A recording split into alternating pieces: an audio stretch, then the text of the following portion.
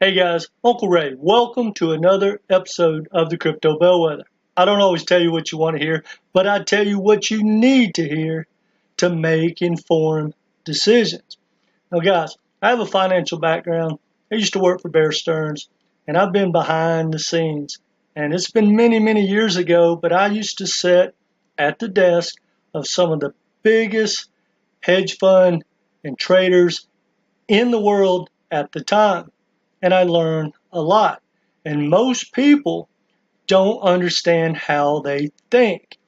Now, I'm not going to call this a scam because people that are not educated, that still want to invest in stocks or real estate or crypto, hey, if you don't understand the game, you deserve to lose your money. That's just the way the world works. So I want to give you a quick piece of alpha that will help everyone watching this. And I'm going to get a lot of hate. And that's one thing I do on this channel. I tell you what you don't want to hear, but you need to hear it. Now, if you disagree or you get triggered, ask yourself, how's that working for you so far? Now, before we dive into this piece of alpha that everyone needs, hit that like button. Okay. One thing in stocks that all financial planners tell everyone is to diversify and don't sell. Hold for 20, 30, 40, 50 years, your entire lifetime.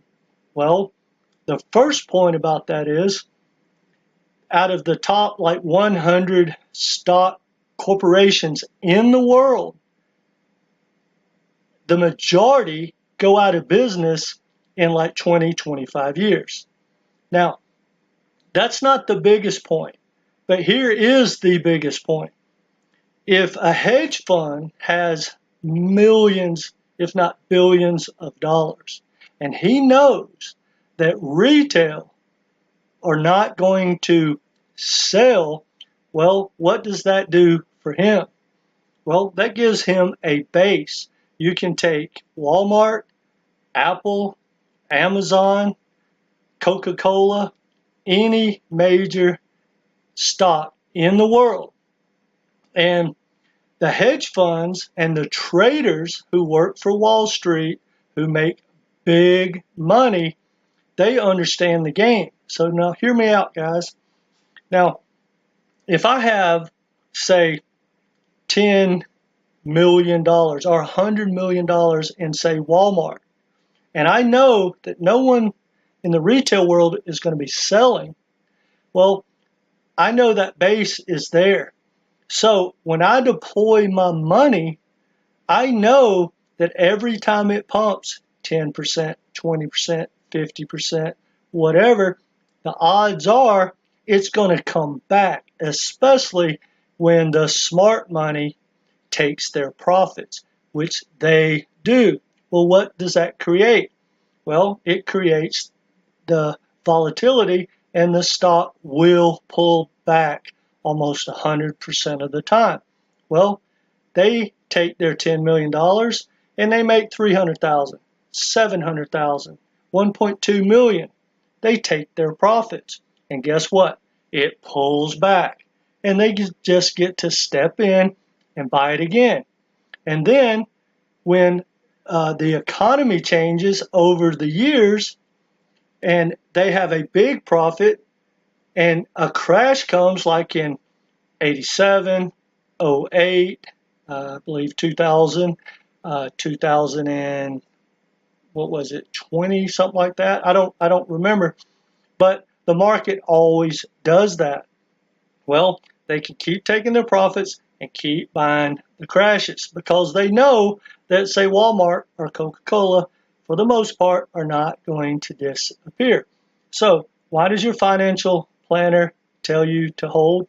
Well, because Wall Street, like JP Morgan and Goldman Sachs, told them and trained them to teach you to have that mentality. And a lot of people, they look at their portfolio and they're like, oh, wow, if I put in, let's say 100 grand, I hold it for 30 years and it makes, 8% or 12% compounded annually. wow, I'll be worth $3 or $4 million in 30, 40 years. But what they don't explain to you is inflation and the cost of living is about that. If you look historically of the real inflation, the real devaluation of the dollar, you'll see that inflation and how much the stock market on average, like the S&P 500, go up, it's about the same.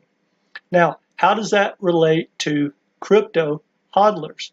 Well, go back to, say, 2016-17 and look at the people that bought, say, XRP, and it exploded. Well, why would you sell? It's the future, right? It's going to change my life. You're a hodler. Meanwhile, the company, like Ripple and all the hedge funds, all the whales, they took their profits. Now, a lot of them just move on and don't get back in. But a lot of them also just wait till the crash happens and then they start stacking in the bear market. And because they're not trying to make life-changing gains, they get to take profits early. And they just repeat over and over and over. Meanwhile, you've held a token that has not made a new all-time high in 7 years. And you keep being told that hodling's the way to go, that their technology is the future. And I'm not beating up on XRP. You can look at any of the tokens that were around in 2017. Out of the top 100, only 20 have made a new all-time high.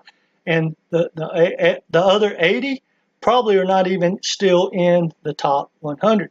And then the new projects come along and the cycle repeats. People start to hodl and they don't sell in the bull market and they just get wrecked. Day in, day out, and the cycle repeats. Well, now we're in another bull run. And, I do one-on-one coaching. And when I first started coaching, I thought I would help people mainly with the same problem I had. I bought way too many projects. I found projects that I loved, and I just believed in the technology, and I believed in whatever. And next thing you know, I had like 40 tokens. Well, when I started coaching, guess what? Almost every client, across the board, all over the globe, had the same issue. They were in a bull run or two, and some of them, this is the third, and they didn't take profits. Why? Because they believe that whatever project it is the future. Well, guys, the people that I know that have made a ton of money and life-changing money in crypto all took profits. Now, you can buy it back in the bear market if you're still bullish on that token. But I'm here to tell you, and you can ask anyone that's been through multiple cycles, did you take profits? And if they're successful, they're going to say, absolutely, I took profits. Maybe they took them too early. But if they took them too late, now they're holding a project for 2-3 years or 7 years or more, and they're still lost money. I don't want that to happen to you guys. So this is not financial advice. Hey, do your own research, and if you come to the conclusion that hodling is the way to go, have at it. Buy more, whatever you want. It's not financial advice. But I'm here to tell you, I try to educate everyone, and my personal rule is I sell everything during the bull run. When altcoin season starts to pump, I will be out of everything. Now, that does not relate to Bitcoin. And when it comes to Bitcoin, I believe like Michael Saylor, never sell your Bitcoin, because if Bitcoin goes to where we all think it's going to go, 500, 1,000, or 500, a million, or even higher over the next 5, 10, 15, 20 years, why would you sell it? You'll be able to borrow against it, and then you won't have any taxes. If you want a new car or you want to take a vacation or whatever, you can borrow against your Bitcoin. Bitcoin keeps going up, you won't even have to pay yourself back. But even if you have to pay yourself back, you didn't have taxes on that. And that's the difference between retail, even the rich, and the wealthy. The wealthy don't sell their Bitcoin, they borrow against it. Now, I'm not talking about the exceptions like the traders and stuff like that. But guys, I just want you to think about something. Why would anyone take, say, 10,000 and turn it into 100,000 or 150,000 or heck, 500,000, which I literally have clients that have taken 10,000 and turned it into way over 500,000. And guess what?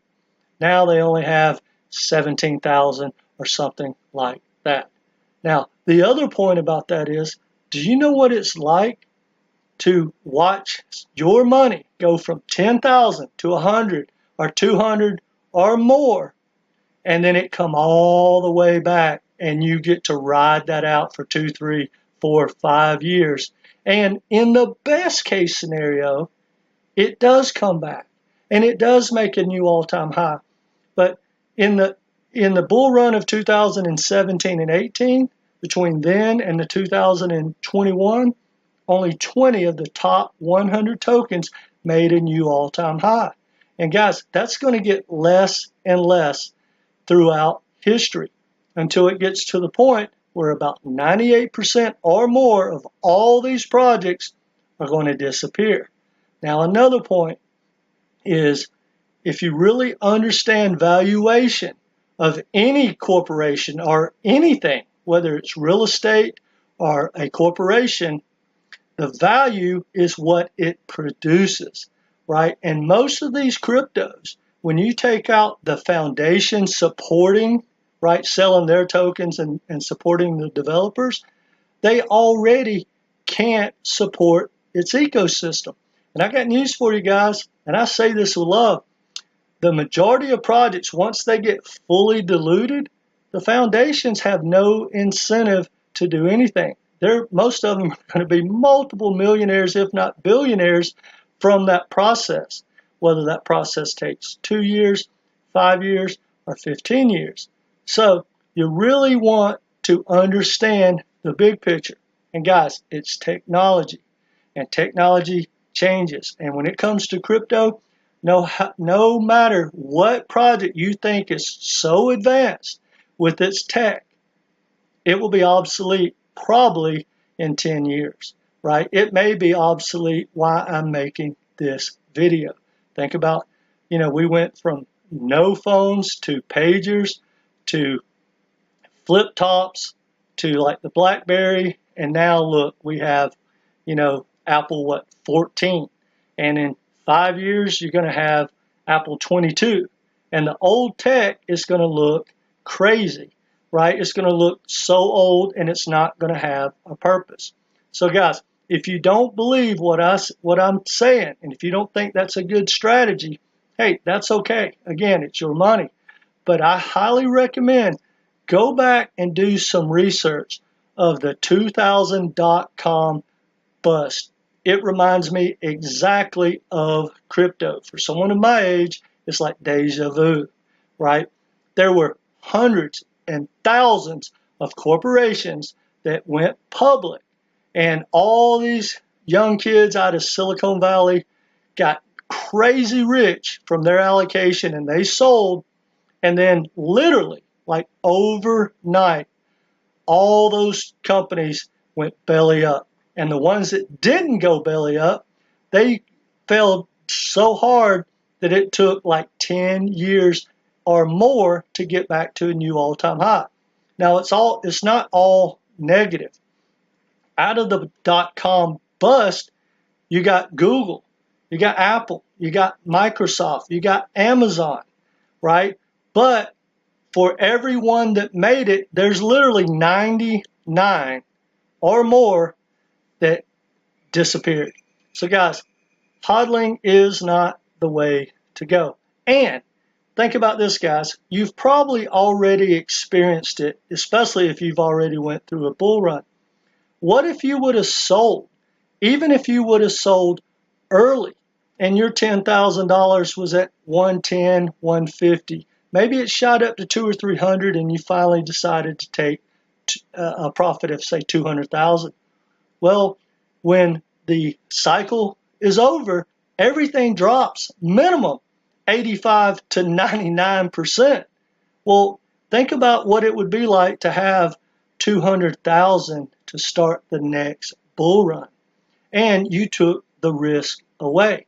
Because guys, it's not a profit until it's realized. I say that with love. Anyway, something to think about, guys. I highly recommend stop listening to people that tell you what you want to hear, the tribal people that are growing their channels. Take your profits. And no matter what, guys, in my opinion, this is one thing I teach my coaching clients, is when any token pumps and you're looking at your portfolio and you're like, man, this feels pretty good. It's not life-changing gains, but maybe you got enough for a new car, or maybe you got enough to put your kid through college, or maybe you got enough to pay off your house. Why not take it, right? Take a big handful. If nothing else, take your initial investment out and let the rest ride. And start the next bull run, because hopefully you're in it for the long run. Start the next bull run with way more money than you had at the preceding bull run. Anyway, guys, if you need some help, I do one-on-one coaching. It's only $250 for 3 phone or Zoom calls. I think it'll help you out a lot. You need to get a game plan. And guys, if you don't listen to me at all, and again, not financial advice, remember this: take your profits or you'll become the profits. That's all I got for you guys. Hit that like button. Let me know what you think in the comments, and come back and be part of this community. Take care, guys.